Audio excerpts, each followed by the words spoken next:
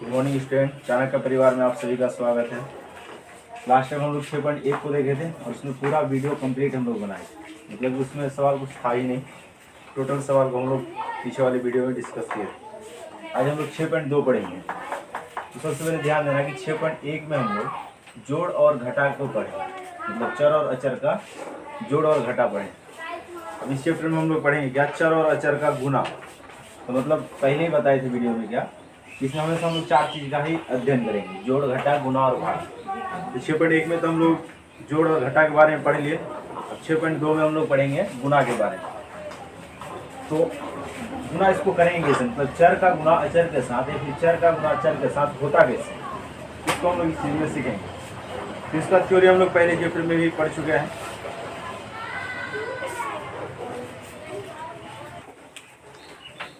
तो हम लोग डायरेक्ट चैप्टर को स्टार्ट करते हैं, क्योंकि 6.1 में इसके थ्योरी के बारे में पूरा पढ़ा दिया है। अगर आप लोगों को थ्योरी समझना है तो आप पहला वाला वीडियो को देखिए, मतलब 6.1 को, वहाँ पे सारा चीज़ समझ में आएगा। यहाँ पे 1 नंबर से सवाल लिखा है क्या, यहाँ पे एक सवाल को ये दे दिया। पहले सवाल को हम लोग लिखते हैं, -p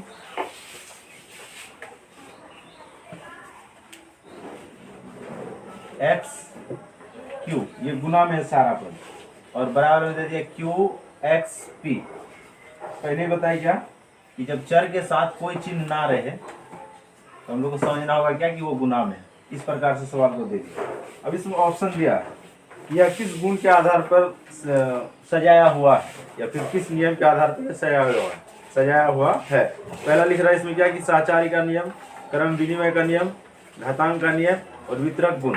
तो अब देखो, पहला चैप्टर हम लोग पढ़े थे क्या कि जोड़ घटा गुना तथा भाग के लिए कुछ नियम आया। तो सहचार्य गुण में हम लोग पढ़े थे क्या कि a गुना b है तो ये बराबर में b गुना a होगा। ऐसा था सहचार्य का गुण। ये गुना के लिए सत्य था, जोड़ के लिए सत्य था। तो शायद इसमें यही काम हुआ हो। q बाद में था, ये पहले आ गया। x अपने यहाँ पे था तो इसे यहाँ, p पहले था तो ये लास्ट में हो गया। मतलब स्थान का परिवर्तन हुआ। जैसे यहाँ पे स्थान का परिवर्तन हुआ उसी प्रकार से सिर्फ यहाँ पर ही स्थान का परिवर्तन हुआ। तो जब संख्या का स्थान का परिवर्तन हो और उसके मान में कोई डिफरेंस ना आए तो उसे हम लोग क्रम विनिमय गुण बोलते हैं। तो मतलब ये किस गुण के आधार पर सजाया हुआ है, यह है क्रम विनिमय गुण। क्रम विनिमय गुण, ये ऑब्जेक्टिव टाइप क्वेश्चन दिया पहले, गुना के लिए भी बताया नहीं। ये क्रम विनिमय गुण के आधार पर सजा हुआ है। 1 नंबर में सवाल ऐसा ही दिया हुआ है, तो 2 भी ऐसे बनाना होगा, मतलब यहाँ पे गुण को लिखना होगा। तो हम लोग गुण का थोड़ा सा डिस्कस कर लेते हैं कि क्या क्या गुण पढ़े थे। तो हम लोग पहला चैप्टर में पढ़े थे क्या, क्रम विनिमय गुण, इसके बारे में पढ़े थे। सहचार्य गुण पढ़े थे, वितरक गुण पढ़े थे। ये तीनों गुण के बारे में हम लोग वहाँ पे पढ़े थे। तो क्रम विनिमय गुण क्या था कि सिर्फ संख्या का स्थान परिवर्तन, मतलब अगर a पहले तो बाद में आ गया, b बाद में था तो पहले आ गया, तो ये सहचार्य जो गुना और जोड़ के लिए सत्य था, जबकि घटा और भाग के लिए असत्य था। उसी प्रकार से सहचार्य गुण, तो a गुना ब्रैकेट में a b प्लस c, या फिर गुना ही देते हम लोग यहाँ पे, बराबर इस एक को बाहर कर लेते थे और बाहर वाले को अंदर कर लेते। तो कहने का मतलब कि जिसमें ब्रैकेट आ जाए वो 100% सहचार्य गुण के आधार पर ही होगा, ठीक है ना। वो उसमें भी क्या होगा कि ये गुना और जोड़ के लिए सत्य था, जबकि घटा और भाग के लिए असत्य। तो ये चीज़ हम लोग पहले पढ़ ली।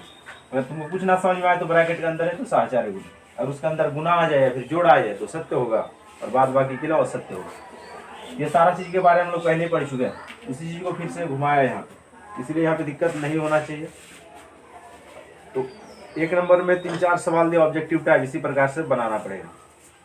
अब देखो 2 नंबर सवाल में क्या लिख रहा है कि स्तंभ 1 में कई नियमों का व्यवहार किया गया तथा स्तंभ 2 में नियमों के नाम लिखे गए हैं, तो उसको आप मिलाइए। तो मतलब फिर से वही बात दे दिया। देखो पहला क्या कर दिया कि स्तंभ 1 इधर है, इधर स्तंभ 2 है। अब इधर पहला सवाल लिख रहा है क्या, एक्स वाई, ये 2 नंबर का सवाल है, बोल रहा है एक्स वाई लिख दिया। अब बोल रहा है एक्स वाई बराबर वाई एक्स, तो फिर से वही चीज नजर आ रहा है कि संख्या का स्थान परिवर्तन, तो संख्या का स्थान परिवर्तन तो क्रम विनिमय गुण, तो क्रम विनिमय गुण दूसरे स्तंभ में जो होगा उसी से मिल जाएगा। तो क्रम विनिमय गुण इधर ए नंबर पे दिया, तो क्रम विनिमय गुण इसी से मिल गया। इसी प्रकार से मिलाना होगा। इधर दे दिया कुछ सवाल को, अब ये किस गुण के आधार पे, उधर दे दिया उसका नाम, उसको सिर्फ मिला देना, तो ये 2 नंबर भी बन जाएगा। अब देखो 3 नंबर से सवाल क्या लिख रहा है। अब 3 नंबर का जो सवाल है ये घात और घातांक से संबंधित सवाल है। अगर घात और घातांक जो बच्चा समझा होगा अच्छा से, उससे सारा सवाल बनेगा। ऐसे भी इसका हम लोग वीडियो क्लास में भी डिस्कस किए थे। तो अगर दिक्कत फिर से है तो वहां से जाके वीडियो को पहले देखो, तब फिर ये सवाल और अच्छा से समझ में आएगा। तो 3 नंबर सवाल में घात और घातांक के बारे में सवाल दे दिया। तो इसमें 2 बात दिया है जो सवाल में नजर आ रहा है। पहला बात ये क्या होता है कि अगर कोई ऋणात्मक संख्या है और उसके ऊपर विषम संख्या घात है, विषम संख्या, उसका मान हमेशा किस में आएगा? इसका मान हमेशा ऋणात्मक ही आएगा। अब संख्या जो बैठ जाए यहाँ पे, लेकिन जब इसको हल करेंगे तो माइनस में ही आएगा। अगर कोई संख्या ऋणात्मक है और उसके घात सम संख्या है, सम संख्या, तो इसका मान हमेशा प्लस में आएगा। अब संख्या जो निकल जाएगा। यही दोनों कॉन्सेप्ट पे सवाल दिया है यहाँ पे 3 नंबर सवाल में। तो लिख रहा सवाल में क्या कि निम्नलिखित का चिन्ह बताइए, मतलब मान नहीं बताना, डायरेक्ट सिर्फ चिन्ह बताना होगा हमको। तो पहला सवाल दे दिया क्या कि -4 पे घात 3, तो -4 पे घात 3 है तो इसका मान हमेशा ऋणात्मक आएगा। यही इसका आंसर होगा, क्योंकि विषम संख्या है तो ऋणात्मक संख्या पे विषम संख्या घात, आंसर माइनस में। तो देखो -4 गुना -4 गुना -4, तो minus minus plus, plus minus minus.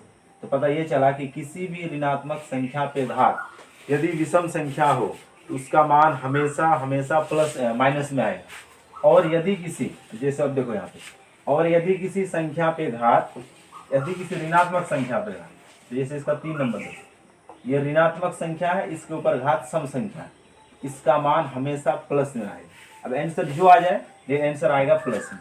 इसी प्रकार से इस सारा सवाल में यही चीज को लिखना है कि किसका मान ऋणात्मक आएगा और किसका मान धनात्मक आएगा, तो ये चीज हो जाएगा। अब चलते हैं इसका देखो, ये 3 का ए नंबर का सारा सवाल, 3 का ए का 1 नंबर, 3 नंबर। अब बी नंबर सवाल देखो, 3 का बी नंबर सवाल क्या बोलते हैं, रिक्त स्थानों को भरे। ये फिर से तो वही बात हो गया कि पीछे का चैप्टर का सारा चीज को उठा के दे दिया, मतलब घात और घातांक। ए गुना ए पे घात 3 गुना ए पे घात 5। अब इसको हल करना है तो हम लोग को पता था घात और घातांक के नियम के आधार से कि अगर गुना में आधार समान हो तो घात जुड़ जाता था। आधार मतलब जिसके ऊपर घात है, ए गुना ए, ये दोनों एक जैसा है, एक ही आधार है, जिसका घात आपस में जुड़ जाता था। 3 और 5 हो गया 8, यही इसका आंसर हो गया। तो आयोग ये सारा सवाल बन जाएगा तुम लोग से, क्योंकि हम लोग पीछे भी इस चीज के बारे में पढ़ चुके हैं, यहाँ तक कोई दिक्कत नहीं होगा। असल में सवाल ये 4 नंबर से सवाल है, क्योंकि हम पहले ही बताया गया कि इस चैप्टर में हम लोग गुना करने के लिए सीखेंगे।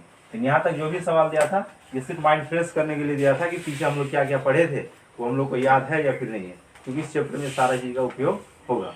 यहाँ तक उतारो तब फिर हम लोग 4 नंबर सवाल करेंगे। अब ध्यान देना, 4 नंबर से जो सवाल है चैप्टर में वही बताया गया कि गुना करने के लिए हम लोग को जानना है इसमें। तो 4 नंबर का 1 नंबर सवाल। अब यहाँ से सवाल को अच्छा से समझना, क्योंकि पूरा चैप्टर इसी पे है। देखो यहाँ पे 2 चीज दे दिया कि इस 4 का गुना 7 पी से करना, मतलब चर और अचर का गुना है। इसको गुना करने से पहले 2-3 बात को ध्यान रखना होगा, 3 बात को तो ध्यान रखना ही पड़ेगा। पहला, दूसरा और तीसरा। सबसे पहला काम क्या कि जो संख्या दिया उसका पहले गुना कर लो, ये पहला काम होगा। तो वहां पे जितना भी पद आए उसको आपस में जब गुना कर लेंगे तो सबसे पहले क्या करेंगे, संख्या का गुना करेंगे, ये पहला काम होगा। दूसरा काम कि जो उसमें चर रहेगा उसको गुना कर लेंगे, जो भी चर देगा चर के साथ चर का गुना होगा। और लास्ट में काम करेंगे चिन्ह का काम, कि वो जोड़ में है कि घटा में है, तब उसको हम लोग वहां पे उसका काम कर लेंगे। तो देखो यार ये गुना का बात है ना, तो गुना में प्लस प्लस हमेशा प्लस में रहेगा, मतलब जब चिन्ह का काम करेंगे हम लोग। और माइनस माइनस गुना में हमेशा प्लस में बदल जाता है, और प्लस गुना माइनस ये हमेशा माइनस में बदल जाता है। तो मतलब इस 3 चीज को याद रखना होगा, इसी 3 चीज का आधार पे ये चिन्ह का काम है। इतना चीज हम लोग को याद रखना होगा कि पहले संख्या का गुना, उसके बाद चर का गुना और लास्ट में चिन्ह का गुना, मतलब चिन्ह का काम। ये 3 चीज इसको याद हो गया, सवाल उससे आसानी से बन जाएगा। जैसे देखो यही सवाल है, ये 2 पद दिया था, एक ये वाला पद था और एक ये वाला पद था, इसका गुना इसके साथ था, एक पदी का गुना एक पदी के साथ। तो सबसे पहले संख्या का गुना 4 गुना 7, तो 7 चौके 28। इसमें चर है, इसमें चर नहीं है, जबकि इसमें चर है, यही बच गया अकेला। ये भी प्लस में, ये भी प्लस में, तो ये रह गया प्लस में, तो तीनों चीज आ गई। सबसे पहले संख्या का गुना कर लिया, उसके बाद चर का गुना कर लिया, इसमें चर है इसमें नहीं है तो वही बैठ गया, और लास्ट में चिन्ह का काम किया, ये भी प्लस में ये भी प्लस में, तो चिन्ह रह गया प्लस में। यही हो गया इसका आंसर। इस चैप्टर में बहुत आसान सब सवाल देगा, लेकिन शर्त यही है इस तीनों चीज को याद रखना होगा। अब इसमें कोई और एक सवाल देखते हैं, जैसे इसी का देखो 5 नंबर सवाल। 5 नंबर सवाल लिख रहा है क्या कि 4 पी पे घात 3 को गुना करना होगा -3 पी के साथ। तो सबसे पहले संख्या का गुना इसके अनुसार, तो 4 3 12 हो गया संख्या का गुना। उसके बाद चर का गुना, तो पी यहाँ पे 3 बार, यहाँ पे 1 बार। तो जब गुना में आधार समान रहता था तो घात इसका जुड़ जाता, तो पी पे घात 3 और इस पी पे घात 3, देखो आधार समान है, दोनों जगह पी है, तो 3 और 1 4 हो गया घात। क्योंकि गुना में आधार समान है तो घात जुटता है। ये वाला चीज हम लोग घात और घातांक में ही पढ़ चुके थे। तो दो काम हो गया कि संख्या का गुना हो गया संख्या के साथ, चर का गुना हो गया चर के साथ। अब चिन्ह का काम देखो, 4pq ये प्लस में है और ये वाला माइनस में है, तो गुना में प्लस माइनस ये माइनस है, यही हो गया आंसर। इसी प्रकार से सारा सवाल को बना सकते हैं। प्रयोग की 4 नंबर में जितना सवाल है इस सारा को तुम लोग बना सकते हैं। यहाँ तक उतारो, तब हम लोग 5 नंबर सवाल को देखते हैं। अब देखो 5 नंबर में फिर वही बात बताई गया कि गुना करना, लेकिन सवाल को पूछने का तरीका थोड़ा सा बदला ही। बता रहा है क्या 5 नंबर में कि निम्नलिखित एक पद युग्मों के रूप में लंबाई एवं चौड़ाई रखने वाले आयतों का क्षेत्रफल ज्ञात करें। तो मतलब अब ये जोड़ा जोड़ा रूप में जो दिया ना, तो एक हो गया ये लंबाई और एक वाला हो गया चौड़ाई। दो चीजें इसमें, एक पी और एक क्यू है, तो पी हो गया लंबाई और क्यू हो गया चौड़ाई। अब पूछ रहा है इसका क्षेत्रफल क्या होगा, क्योंकि आयत है और हम लोग आयत का क्षेत्रफल पढ़े हैं क्षेत्रमिति में, लंबाई गुना चौड़ाई होता है। इसी का क्षेत्रफल निकालना है, तो आयत का क्षेत्रफल बराबर लंबाई गुना चौड़ाई। मतलब तुमको इनडायरेक्ट एक गुना करवा रहा है, क्षेत्रफल से करवाए फिर किसी चीज से करवाए। तो एल के यहाँ पे पी और क्यू के बी के यहाँ पे क्यू, यही हो गया इसका क्या हो गया पी क्यू। और इस पे हम यहाँ पे हम लोग इसका मात्रक भी लिखेंगे, तो वर्ग इकाई लिखेंगे हम, क्योंकि क्षेत्रफल का ऐसा मात्रक वर्ग इकाई होता है। अब देखो इसी का 2 नंबर, फिर इसमें देखो क्या क्या दे दिया, ये 10m 5m, तो फिर इसमें एक लंबाई एक चौड़ाई है, आयत को बना दोगे यहाँ पे। उसके बाद फिर यहाँ पे लिखोगे क्या, आयत का क्षेत्रफल, फिर से वही बात है, लंबाई गुना चौड़ाई, लंबाई 10m और चौड़ाई 5m। अब देखो संख्या का गुना 50, चर का गुना m गुना m स्क्वायर, दोनों प्लस में तो ये रह गया प्लस में, फिर लिखेंगे यहाँ पे वर्ग इकाई।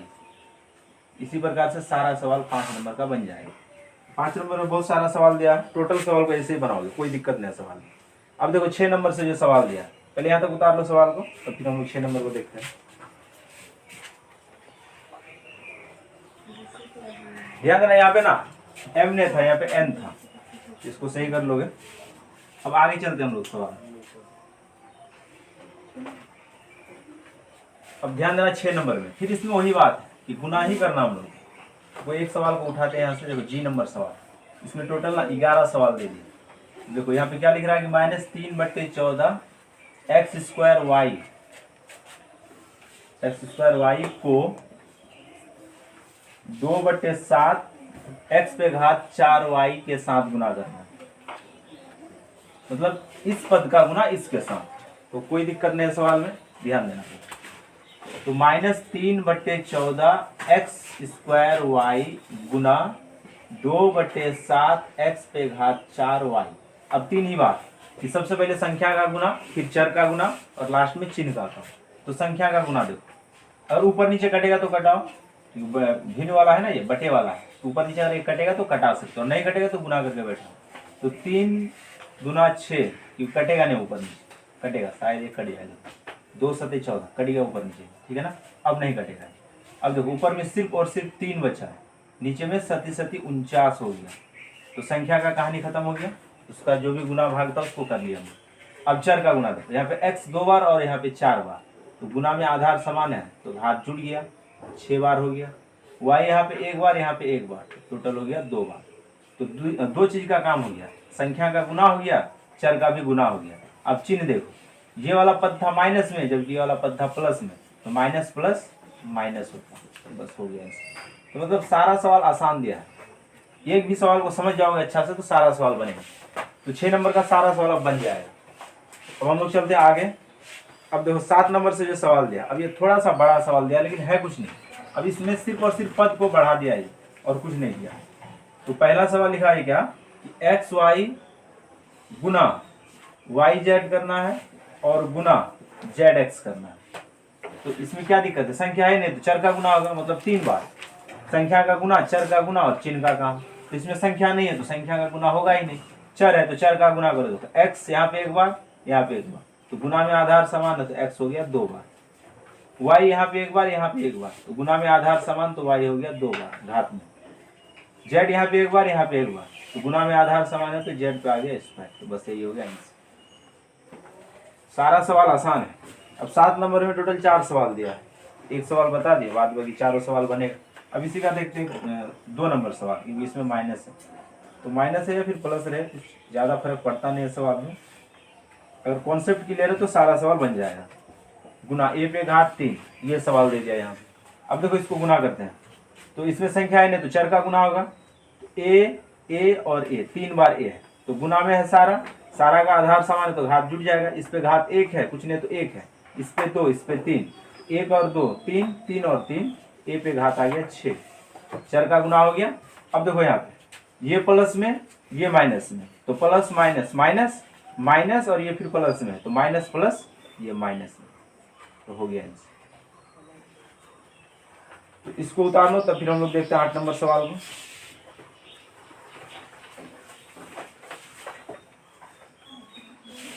अब देखो फिर 8 नंबर में टोटल 6 सवाल दे दिया, और इसमें वही बात है कि सबको गुना करना है। एक चीज हम लोग को पता है कि जीरो किसी के भी साथ गुना में आए, किसी के भी साथ गुना में, वो हमेशा क्या होता है, भस्मासुर होता है, मतलब जीरो में बदल जाएगा। किसी के भी साथ गुना करो उसको, बराबर क्या होगा, जीरो। तो इसका कहानी यही खत्म, तुमको गुना भाग और कुछ नहीं करना। अब देखो ये वाला सवाल देखो, ई नंबर सवाल। अब ये बहुत बड़ा सवाल दे दिया, तो कोई दिक्कत नहीं है, 3 ही बात, संख्या का गुना, चर का गुना, चिन्ह का गुना, बस इतना हो गया तो सवाल कंप्लीट। देखो सबसे पहले संख्या का गुना, 12 पंजे 60, 60 गुना 120, 120 गुना अगर 10 करेंगे तो हो जाएगा 1200। अगर दिक्कत हो तो अलग से कर लो गुना, 5 गुना 12 गुना 2 गुना 10 करोगे तो आ जाएगा 1200, 12 पंजे 60, 6 गुना 12 120, 120 गुना 10 तो हो जाएगा 1200। तो संख्या का कहानी खत्म, संख्या का गुना हो गया। अब आ जाओ चर पे। अब देखो सब गुना में है, तो जहां जहां पे चर समान होगा उसका घात जुड़ जाएगा। तो देखो x x x x, यहाँ पे x 6 बार, यहाँ पे 1 बार, 7 बार, यहाँ पे 6 बार, 13 बार, और यहाँ पे 1 बार, तो टोटल मिला के 14 बार x हो गया। अब फिर y को, अब x का तो कहानी खत्म हो गया, अब y है इसमें, यहाँ पे 4 बार, यहाँ पे 6 बार, 10 बार, और यहाँ पे 2 बार, तो टोटल y हो गया 12। तो चर का भी गुना हो गया, इसके अलावा कोई चर है ही नहीं। अब चिन्ह का काम देखो, ये प्लस ये माइनस, तो प्लस माइनस माइनस, ये माइनस ये माइनस, तो माइनस माइनस प्लस, प्लस और ये प्लस, तो प्लस प्लस ये प्लस में, बस 3 ही तो काम हुआ है इसमें, संख्या का गुना, चर का गुना, और उसके बाद चिन्ह का काम। बस ये 3 चीज जो जिसको समझ में आ गया सारा सवाल उससे बनेगा, कहीं नहीं फंस सकता। तो ये था 8 नंबर का सवाल। अब देखते हैं हम लोग आगे 9 नंबर सवाल में। तो 8 नंबर में टोटल 6 सवाल है, 6 सवाल को हम लोग इसी तरीके से बनाएंगे और आसानी से बनेगा सवाल। अब यहाँ पे ध्यान देना 9 नंबर सवाल में। तो देखो 9 नंबर में क्या बोला कि एक ऐसे आयताकार बक्सों का आयतन ज्ञात कीजिए जिनकी लंबाई चौड़ाई और ऊंचाई क्रमशः निम्नलिखित है। तो लंबाई चौड़ाई और ऊंचाई दे दिया, तो आयत बदल जाता है घनाभ में। असल में इस सब सवाल, ये 9 नंबर का जो सवाल है ना, इस चैप्टर का है ही नहीं, लेकिन दे दिया तो हम लोग को पढ़ना होगा, क्योंकि क्षेत्रमिति हम लोग 8 क्लास में थोड़ा बहुत पढ़े।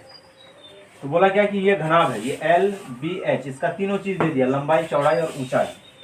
तो 1 नंबर में इसका दे दिया, ये हो गया लंबाई, ये वाला हो गया इसका चौड़ाई, और ये हो गया इसका ऊंचाई। अब बोला क्या इसका आयतन, तो आयतन हमेशा होता है क्या कि तीनों का गुणनफल, आयतन तीनों विमाओं का गुणनफल, मतलब L B H तीनों का गुना, तो गुना कर दो तीनों को, कोई दिक्कत नहीं।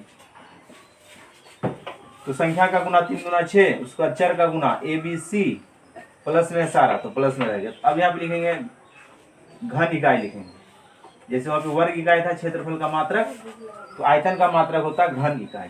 तो बस हो गया। तो 9 नंबर का भी सारा सवाल बनेगा। इसमें टोटल दे दिया 4 सवाल दिया, यहाँ तक सवाल को उतारो, तब फिर हम लोग आगे का सवाल देखते हैं।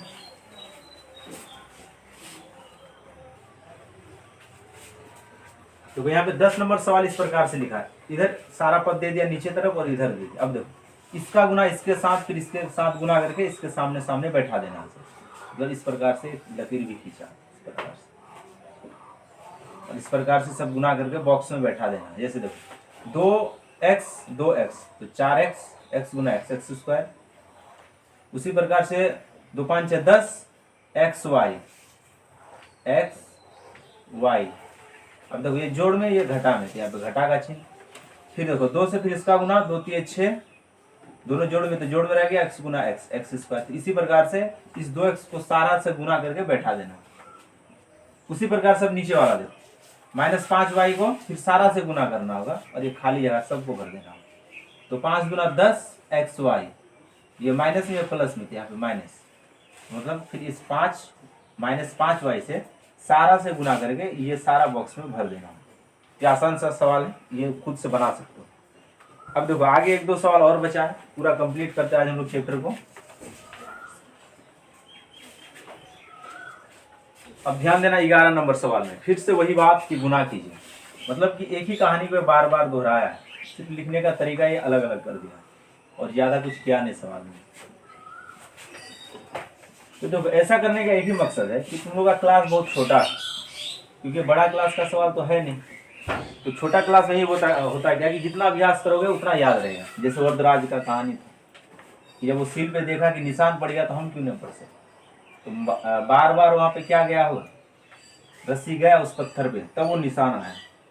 उसी प्रकार से तुम्हारी क्लास में सवाल इतना दे दिया एक टाइप का कि तुम उसको बनाते रहो, वो अपने आप याद हो जाएगा। अब देखो ये भी गुना ही है, तो फिर से वही 3 ही बात कि सबसे पहले संख्या का गुना, इसमें संख्या नहीं लेकिन इस दोनों में है, तो 4 दूना 8 हो गया, संख्या का कहानी खत्म। अब चर का देखो, यहाँ पे ए, यहाँ पे ए, यहाँ पे है, तो तीनों जगह ए, तो गुना में आधार समान है तो घात जुट जाएगा। यहाँ पे 2 बार, यहाँ पे 22 बार, तो 24 बार और वहाँ पे 26 बार, तो टोटल ए हो गया 50 बार, ए पे घात हो गया 50, सभी प्लस में, तो ये रह गया प्लस में, बस ये आंसर है। 11 नंबर का भी सारा सवाल बन जाएगा। अब आगे चलते हैं हम लोग 12 नंबर का कोई एक सवाल को देखते हैं। अब 12 नंबर में थोड़ा सा सवाल को अलग किया कि इसका मान ज्ञात करना है। एक सवाल को ध्यान से देखना पड़ेगा। 12 नंबर का ए नंबर सवाल देखते हैं, ABC किया सवाल में, x पे घात 3 फिर 7x पे घात 5 सब गुना में, ये 1/5 x पे घात 4। अब देखो अब यहाँ पे x का मान दे दिया है, यदि x बराबर 1 हो, मतलब जहां पर x है ना वहां पे 1 को रख देंगे, उसके बाद इस समीकरण का मतलब इस पद, सारा पद का मान आ जाएगा।